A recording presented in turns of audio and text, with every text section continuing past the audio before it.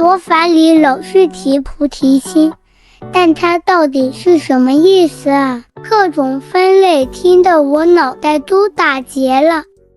菩提一词与佛陀相关，是个表示终极结果，即圆满成佛的词。吉达一词是心的意思，此处吉达并非指佛的心，指的是我们的反庸心。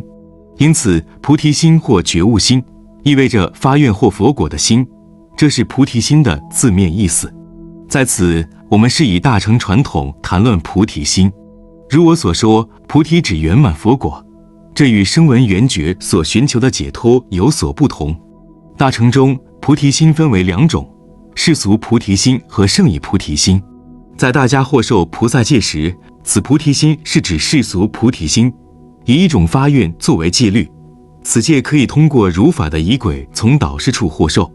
世俗菩提心有两种，愿菩提心与行菩提心。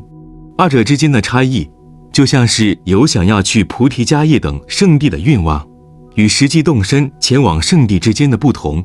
仅凭发愿，你无法抵达圣地菩提迦叶。如果你即将从国外回来，那在发愿后一定要准备好旅行证件、行李、买机票、乘飞机等等。同样，你若想满成佛之愿，就一定要做很多佛法践行。这是世俗菩提心中愿菩提心与行菩提心的差异。然而圣意菩提心不是你在佛法导师那就能够获受的，圣意菩提心必须源于你自己对世俗菩提心的践行。通过践行和禅修，你将逐渐升起圣意菩提心。第42任萨迦赤金法王大宝金刚仁波切摘自菩提心。